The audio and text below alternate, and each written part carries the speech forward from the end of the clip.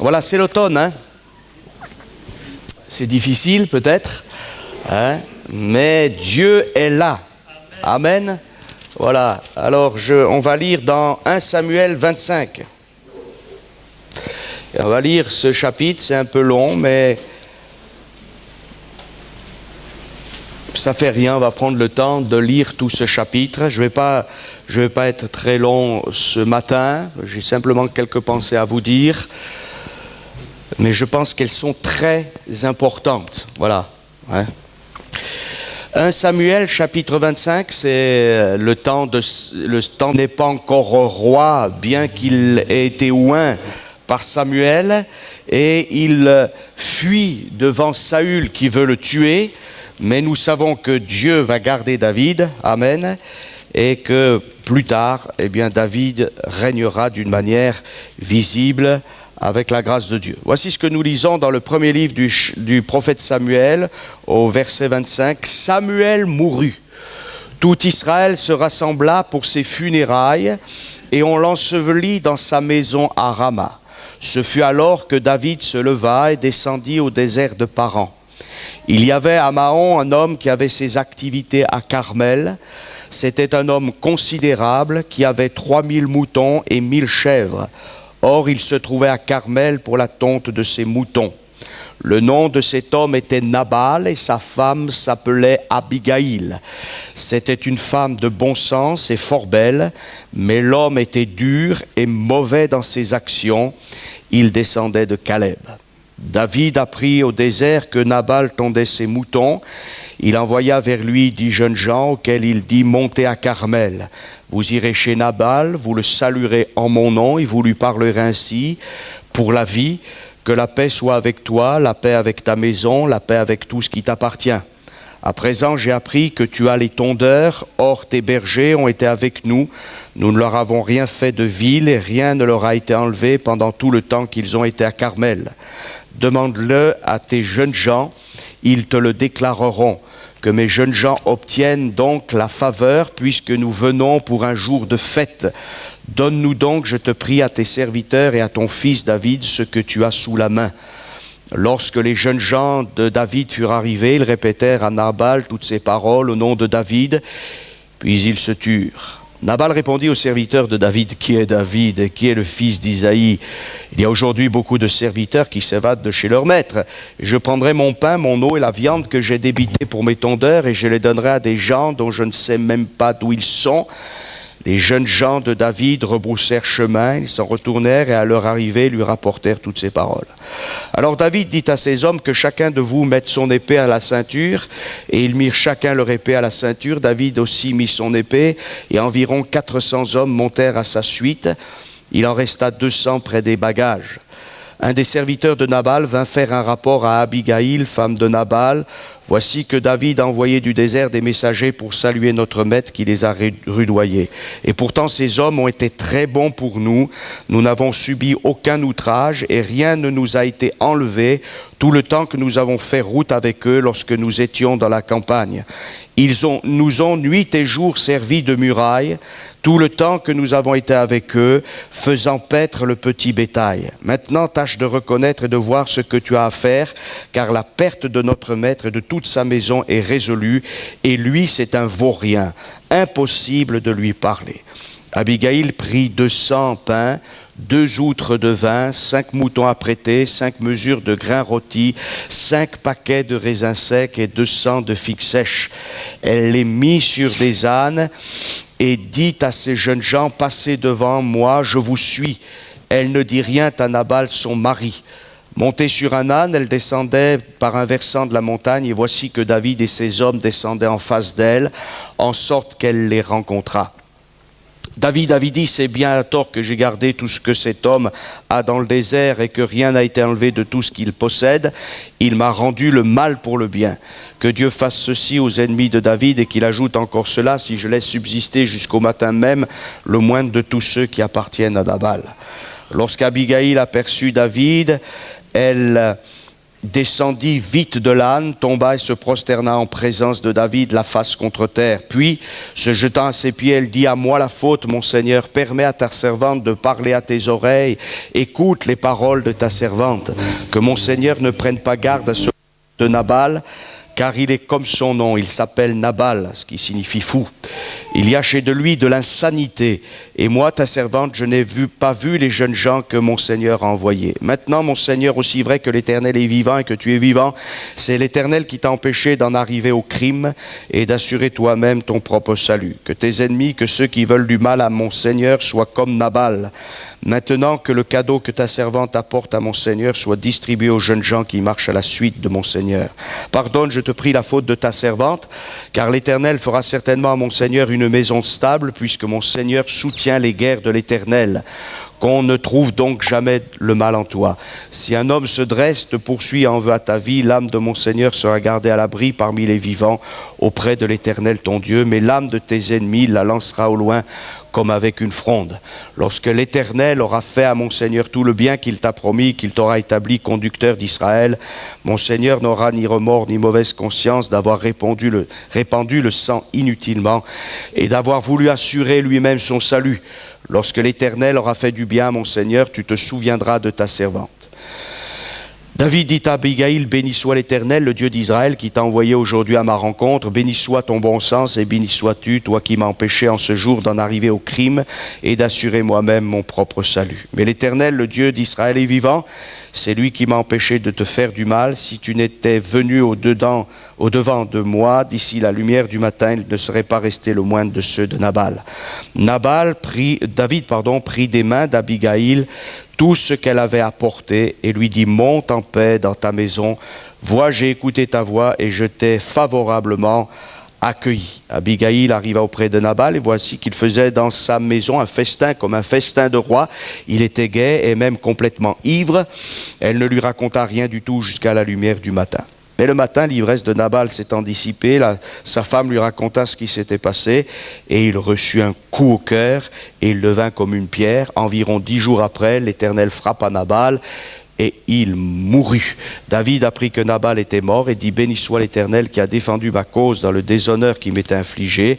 Nabal qui a tenu son serviteur à l'égard de la méchanceté. L'Éternel a fait retomber la méchanceté de Nabal sur sa tête. David envoya proposer à Abigaïl de la prendre pour femme.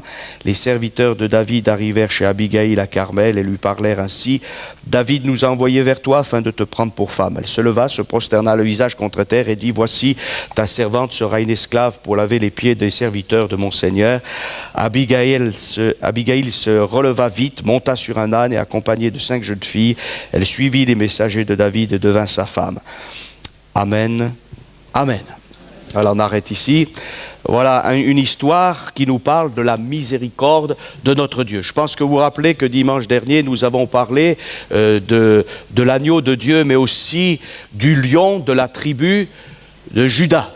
Et nous savons que le jugement vient sur notre monde.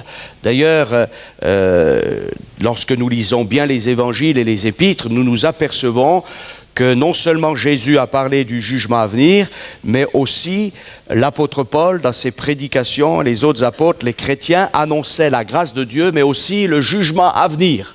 La grâce n'est grâce que parce que Dieu est miséricordieux et bon. Ce matin, notre frère nous a rappelé que Dieu pouvait châtier son peuple, et c'est une réalité. Et Dieu châtiera aussi les nations, Dieu châtiera les individus, et même il ira plus loin que le châtiment, il ira jusqu'au jugement et jusqu'à un verdict éternel. Mais aujourd'hui, nous sommes encore, alléluia, dans le temps de la grâce. Amen. Mais je crois que ce qui nous a été rappelé ce matin est très important, parce que cette grâce-là, et aussi cette notion d'éternité qui nous a été rappelée, parce que je ne crois pas au hasard, moi, eh bien, nous rappelle la profondeur de la grâce de Dieu. Amen. Et si le lion de la tribu de Juda va bientôt se lever, eh bien, il y a encore, alléluia, un dernier temps. Nabal représente notre monde incrédule, endurci. Ce monde qui a un roi qui est fou, qui est le prince des ténèbres, qui règne, qui est puissant, mais qui bientôt, eh bien, sera anéanti. Et de la même façon que Nabal s'est opposé à Dieu, s'est opposé à une bénédiction auquel il pouvait largement contribuer parce que cet homme était très riche. Et il pouvait un petit peu donner à David, mais il a refusé. Et finalement, notre monde ne veut rien donner à Christ. Notre monde ne veut rien donner de l'Évangile. Et même si vous regardez les dernières lois qui sont en train de passer dans les différents pays du monde, et particulièrement dans notre pays, ce n'est pas une proposition de société. C'est lutter contre la société, contre le modèle divin. En fait, tout est là. Voilà. On ne propose pas de faire quelque chose de bon, on propose de rejeter tout ce qui vient de Dieu. Dieu a dit qu'il y avait un homme, une femme, des familles, des structures. On rejette cette structure. D'accord? Dieu nous dit qu'il y a un jour de repos. On dit non, on ne veut pas de jour de repos, on veut faire du business. Et tout. Vous pouvez tout analyser. En fait, c'est une contre-société. C'est le monde, la Babylone dans lequel nous vivons, de ce monde de confusion, ce monde de fous, d'insensés, de rébellion. Eh bien, c'est l'anti-Dieu, c'est l'anti-Christ, c'est l'anti-Église, c'est l'anti-loi, c'est l'anti-grâce. C'est tout ça. Mais, alléluia, celui qui règne, ce n'est pas Nabal. Et s'il y a quelque chose que Nabal n'avait pas, c'était l'onction. David avait reçu l'onction. Et bien sûr, David, c'est un homme, il a envie de se venger, hein. Voilà, parce que quand Nabal le méprise, mais nous savons qu'il y a quelqu'un qui va intervenir, alléluia, c'est Abigail. David est une image de Jésus. Jésus n'a jamais cherché la vengeance. Mais néanmoins, dans l'Écriture, il nous est dit, parce que Jésus est aussi Dieu, à moi la vengeance et moi la rétribution. Et le premier temps pour lequel le Christ est venu, c'est pour un temps pour inaugurer la grâce. Amen. Quoi de plus formidable que la grâce, quoi. Il n'y a pas mieux, quoi. On ne l'a pas inventé, la grâce. C'est Dieu qui l'a conçue depuis toute éternité. On n'aurait pas imaginé un plan rédempteur comme ça. C'est pas vrai. Toutes les religions du monde essayent de faire croire à l'homme qu'il peut réparer, qu'il peut se sauver lui-même, qu'il peut améliorer. Alors aujourd'hui, il y a même des choses qui s'introduisent dans les églises. On dit aux gens, vous êtes des gens excellents, vous avez des performances, Non, on n'a rien sans Dieu. Il ne faut pas rêver, il faut arrêter. Même il y a des gens qui disent, vous êtes Dieu, vous êtes comme Dieu, on est presque l'équivalent de Dieu, c'est un mensonge ça.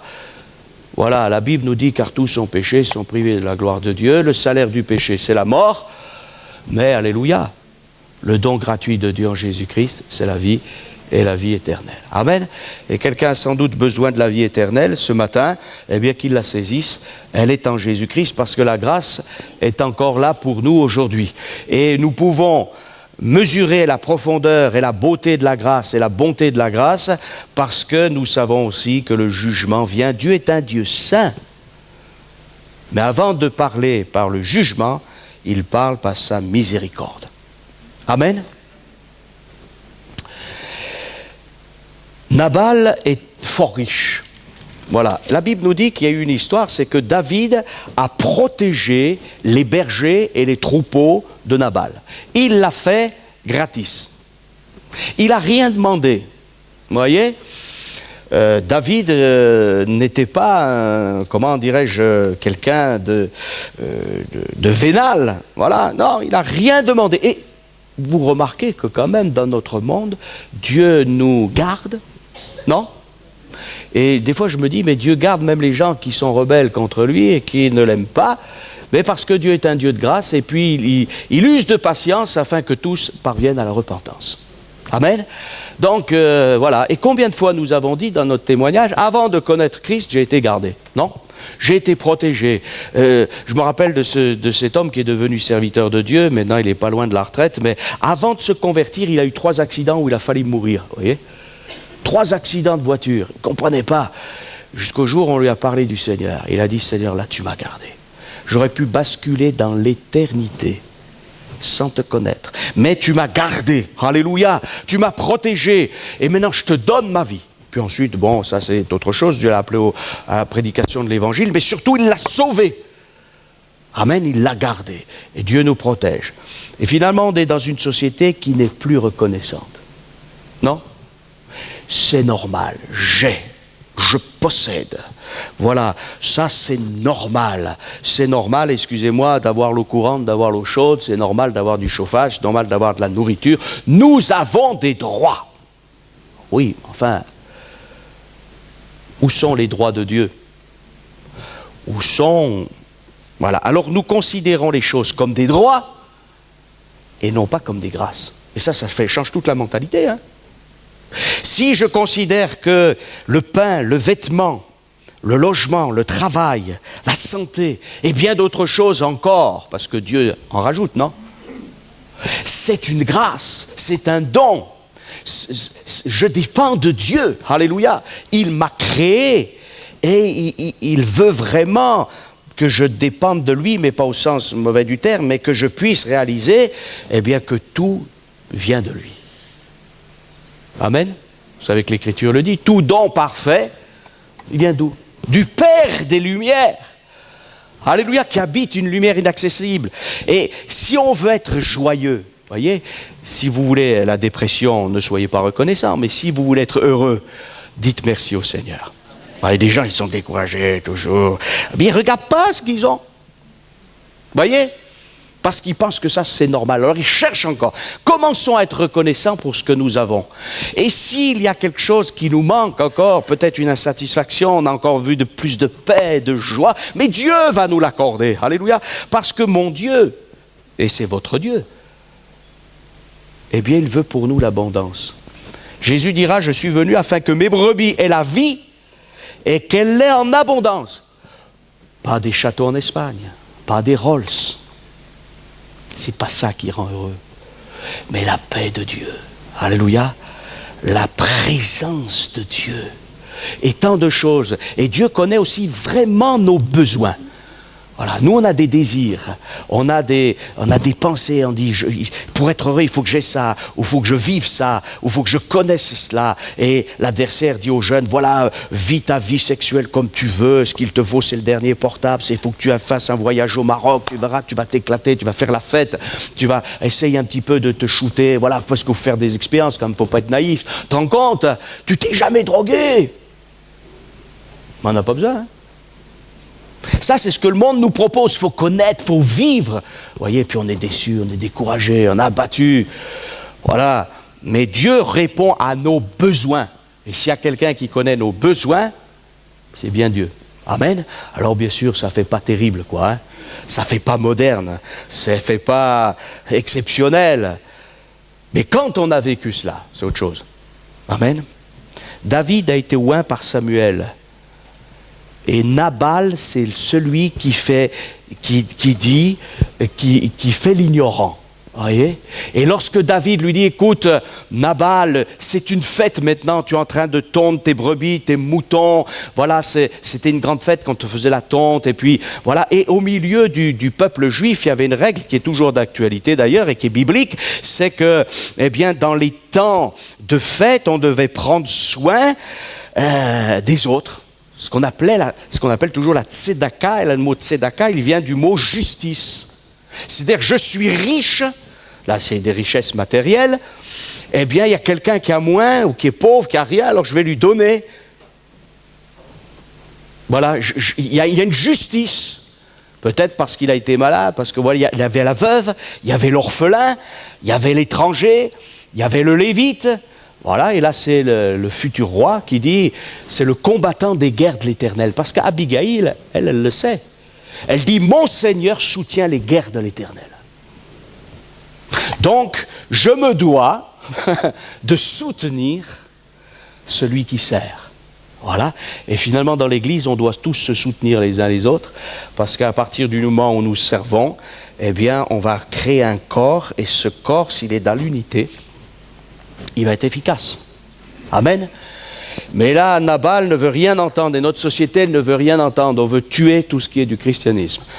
Je ne connais rien et ce Nabal se moque, vous voyez, parce qu'il a des richesses et notre monde a ses richesses, pas forcément d'ailleurs financières, parce qu'il y a des gens qui voient que mais richesses philosophiques, richesses de spiritualité, même si c'est diabolique, richesses scientifiques, richesses littéraires, richesses artistiques, sportives, richesses d'histoire, de tout ce qu'on peut imaginer. Alors on est riche. Et l'Église de la fin des temps va tellement être corrompue par le monde qu'elle dira « Je suis riche, je n'ai besoin de rien ». Je vais vous dire, un bâtiment, ça ne change pas la nature de l'Église. L'Église, ce n'est pas des bâtiments. L'Église, c'est des hommes, des femmes qui sont en communion avec Dieu et qui voient le plan de Dieu. Or, Nabal, lui, le plan de Dieu, il s'en fiche complètement. Il a des milliers de brebis, il a une millier de chèvres, il a des richesses, il a des serviteurs. Et c'est tout ce qui l'intéresse, que le Messie vienne ou pas, il s'en moque. Tandis que des hommes comme Samuel, ce qui est important, ils vivent parce qu'ils veulent que le Sauveur vienne. Alléluia. Et Abigail aussi. Abigail, Nabal signifie fou, insensé. C'est un fou, c'est un insensé. Et notre monde vit comme un insensé. Et la Bible nous dit, Paul le dira dans une de ses épîtres, il dira à propos de ce monde, se vantant d'être sages, ils sont devenus fous. Voilà. Et c'est curieux parce qu'on accusait Paul à un moment donné de dire des folies. On lui dira, mais ton grand savoir te fait déraisonner. Mais il ne déraisonnait pas du tout. Parce qu'il avait du savoir, mais il avait plus que du savoir, il avait la connaissance du Fils de Dieu. Et c'est toujours ce qui est dérangeant. Quand on peut parler de Dieu, on peut parler de philosophie, de spiritualité, on ne dérange pas tellement les gens. Mais quand on commence à parler de Jésus, on dérange. Mais on dérange pour que les gens soient sauvés. N'ayons pas honte du nom de Jésus. Nabal a fait comme si David n'existait pas. Nous avons plus que David, nous avons le grand David, il s'appelle Jésus de Nazareth, il est le prophète de Nazareth, il est le Fils de Dieu, il est le Fils de l'homme, il est le grand souverain sacrificateur, et il est le roi des rois et le Seigneur des seigneurs, et nous l'adorons. Amen. Et Abigail a compris le problème parce que David, les serviteurs, vous voyez, de Nabal ont été au courant de ce que David allait partir pour se venger. Et Abigail, eh bien, elle a réagi, et Abigail signifie, le mot Abigail signifie père de l'enthousiasme. Amen. C'est bien d'avoir de l'enthousiasme, non? Il n'y a pas d'Abigail ici. Parce que si vous ne dites pas plus d'amen, c'est que vous n'êtes pas dans l'enthousiasme. Eh bien oui. Est-ce que vous êtes d'accord que c'est bien de l'avoir de l'enthousiasme? Ah, c'est bon, d'accord, ok, voilà. D'ailleurs, l'enthousiasme dans la racine nous parle de Dieu. C'est-à-dire que je suis dans la volonté de Dieu. Je suis dans la joie parce que Dieu est là. Vous vous rendez compte? Ça va très très loin. Donc cette femme, elle a été appelée, c'est curieux, père de l'enthousiasme. Voilà. Alors, elle va réagir. Alléluia. Et l'Église de Christ a besoin de réagir. Même dans ce monde de fous, on doit avoir de l'enthousiasme. Vous allez me dire, frère, attendez, c'est pas facile, hein? Mais je vous ai jamais dit que c'était facile. Mais cette femme, elle a bien réagi. Alléluia. Et là, c'était une question de vie ou de mort. Et la pérennité de l'Église, c'est une question de vie ou de mort. C'est pas une petite affaire sympathique. Vous savez, moi j'ai l'impression que nos églises, elles se transforment en MJC aujourd'hui. Ah oui, il faut être sympa. Mais non, mais le grand but de l'Église, bien sûr, c'est d'être sympa. Mais c'est d'annoncer Christ. Alléluia. Et c'est pour cela qu'il faut se réunir pour prier. Cette femme, finalement, qu'est-ce qu'elle vient? Elle vient prier David d'arrêter. Ce qu'elle dit, c'est une catastrophe. Et finalement, nous, ce que nous faisons, qu'est-ce que nous faisons? L'Église, elle est destinée à quoi? Prier le grand Dieu du ciel, afin qu'il y ait encore un temps de miséricorde. Non? Et c'est ça l'urgence. Seigneur, nous t'en supplions que ton Église puisse encore gagner des âmes, parce qu'il y a l'éternité à la clé, non seulement ceux de nos familles, non seulement nos amis, les collègues de travail, mais même tous ceux que nous ne connaissons pas. Seigneur, nous avons soif de voir ta gloire. Et cette femme, elle va faire une démarche. Elle n'est pas simplement en disant, Seigneur, protège-nous de David. Non, elle va faire une démarche. Et je vais vous dire, mes frères et sœurs, il faut que nos prières, nos paroles soient suivies d'actes précis. Amen. Et tout ce que nous faisons, et là aussi je vais dire quelque chose, il y a des fois, il y a des moments où les chrétiens disent les choses matérielles, elles n'ont pas leur importance. Si, elles ont leur importance pour le salut des âmes. Tout a une importance. Il n'y a pas quelque chose qui ne serait pas spirituel dans l'Église. Tout ce que je fais a un but, la gloire de Dieu et le salut des âmes. Amen. Que je fasse un distribué de prospectus, que je nettoie le sol de l'église, que je fasse, c'est pour que des âmes soient sauvées. Amen. Et c'est pour cela qu'il y a des diacres dans l'église, c'est pour ça qu'il y a des prédicateurs dans l'église, chacun a sa fonction pour que des âmes soient sauvées. Amen. Et elle va venir, cette femme, elle est là et elle va intercéder auprès de David pour que son royaume ne soit pas, en quelque sorte, entaché par une vengeance rapide. La Bible nous dit ceci, qu'elle est venue avec des choses bien précises. Abigail prit vite 200 pains, 2 outres de vin, 5 moutons à prêter, 5 mesures de grains rôtis, 100 paquets de raisins secs et 200 de figues sèches. Amen. Elle est venue avec ce qu'elle a pu pour nourrir ces 400 hommes. Il n'a pas dû en rester des miettes, hein, parce que voilà. Mais elle est venue avec ce qu'elle a pu. Elle n'a rien dit à son mari. Il était complètement ivre. Mais notre monde est ivre. Notre monde est ivre. Mais elle est venue avec ça. Alors, bien sûr, c'est par là que je vais terminer. Elle a pris 200 pains. Amen. Si on veut qu'il y ait quelque chose pour ce monde, si on veut qu'il y ait une solution, il ne faut jamais oublier que Jésus est le pain de vie. Eh oui. Nous ne prêchons pas une église. Nous ne prêchons pas des ministères. Nous ne prêchons pas un mouvement ou une dénomination. Nous prêchons Christ. Voilà. Et si on veut vraiment que des gens soient sauvés, il faut qu'ils rentrent en contact avec le Seigneur Jésus. Amen. Donc Jésus dit, je suis le pain de vie. Amen. Et je crois que ce qu'elle offre, c'est aussi ce qu'elle connaît. Parce que comment pouvons-nous parler de Jésus si nous ne nous nourrissons pas de Jésus? Vous voyez? Et lisons la parole de Dieu. Voilà, la parole de Dieu, c'est aussi du pain. Et puis 2 outres de vin. Le pain et le vin nous rappellent la scène. Alléluia. Et le sang de Jésus qui nous purifie de tout péché. Amen. C'est la croix. Alléluia. Et il n'y a pas d'autre message que le message de la croix, que d'un Dieu qui s'est fait homme, qui a été crucifié, qui a porté nos péchés et qui nous offre sa grâce. Alléluia. Et c'est pour ça qu'il faut, excusez-moi l'expression, pas toujours tergiverser quand on témoigne, mais dire voilà ce que le Seigneur a fait dans ma vie, et le Seigneur peut faire la même chose dans ta vie. Alléluia, parce qu'il est mort pour toi, il t'aime et il veut te faire grâce. Non? Ben oui. On tourne autour aujourd'hui, alors on fait des chants qui ne parlent plus de Jésus, et puis on attend que le monde essaye de comprendre. Alors, est-ce que le Seigneur nous a dit qu'il fallait parler par énigme? Mais non! Bien sûr, prêcher Christ, ça amène parfois des désagréments.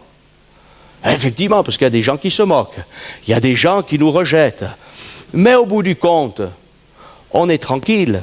Et puis, il n'y a pas que les gens qui se moquent de nous, il n'y a pas que les gens qui nous rejettent, il y a aussi les gens qui croient et qui ont tellement besoin de la grâce de Dieu. Amen. Alors pour cela, 2 outres de vin, 5 moutons à prêter, le sacrifice. Voici l'agneau de Dieu qui ôte le péché du monde. Il y a encore un temps de grâce. Il est peut-être court, voire très court, mais il faut que nous annoncions la grâce qui est en Jésus-Christ.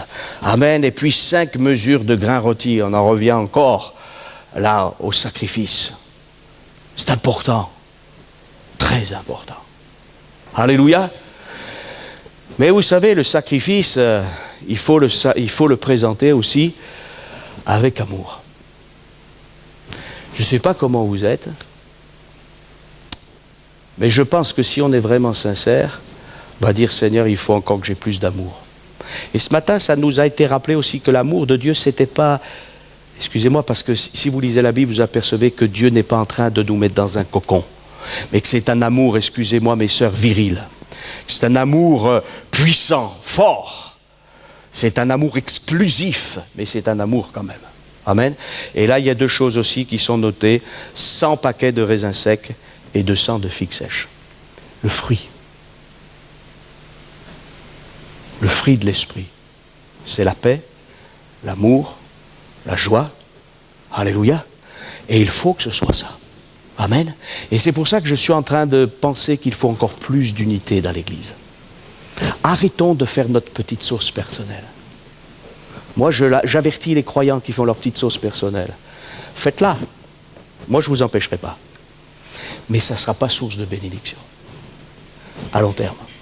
Ce qui est important, c'est d'être unis. Alléluia. C'est d'être unis. Amen. Et l'unité, eh bien, amènera la bénédiction. Bien sûr, c'est plus facile de dire je travaille pour mon compte. C'est sûr. Hein, on a de compte à rendre à personne. On fait ça, mais je vous ferai bien remarquer que cette Abigail, elle a écouté la voix de ses serviteurs. Elle n'a pas dit vous êtes des esclaves, des serviteurs, écoutez, taisez-vous, moi je suis la maîtresse de maison. Elle n'a pas fait ça. Non, non. Elle est là, elle les écoute. Voilà. Et même ces gens sont durs vis-à-vis de son mari, mais elle le connaît. Et elle va mettre sur ses ânes, elle va dire à ces jeunes gens, passez devant moi, je vous suis. Elle n'est pas toute seule. Elle n'est pas toute seule. C'est l'unité de l'Église. Que nous puissions nous aimer les uns les autres. Alléluia. Et je peux comprendre que des fois, on aurait peut-être envie d'autre chose, et peut-être on aurait envie de certaines, facilités personnelles, mais Dieu nous parle au pluriel. Il ne dit pas « va et fais de toutes les nations des disciples ». Non. Eh non, il parle au pluriel. C'est comme ça. Hein? Eh oui. Et je crois qu'il dit « allez ». Alléluia. Et je termine par cela. Peut-être qu'on aura l'occasion d'en reparler, mais Jésus prie vraiment aussi pour l'unité de son peuple. Pas pour une unité de religion, pour une unité autour de la doctrine, pour une unité aussi autour de l'amour de Dieu. Alors puissions-nous relever le combat, le défi aussi en se disant, il y a des milliers d'hommes et de femmes qui sont sans Dieu, sans espérance dans cette région de Dijon. Puissions-nous être des instruments de paix. Alléluia. Puissions-nous être des Abigail. Alléluia. Des femmes, des Abigail qui sont là dans l'enthousiasme. Amen. Et si vous n'avez pas d'enthousiasme, et si j'en ai pas, eh bien on va aller auprès du roi des rois, parce qu'il n'y a que lui qui peut le donner, l'enthousiasme. Amen. C'est lui qui nous remplit de joie, et c'est ce que dira David. Voilà, l'Éternel est mon berger, je ne manquerai de rien. Amen. On se lève et on adore le Seigneur. Et puis cet après-midi à 15h, voilà pour ceux qui peuvent et qui veulent.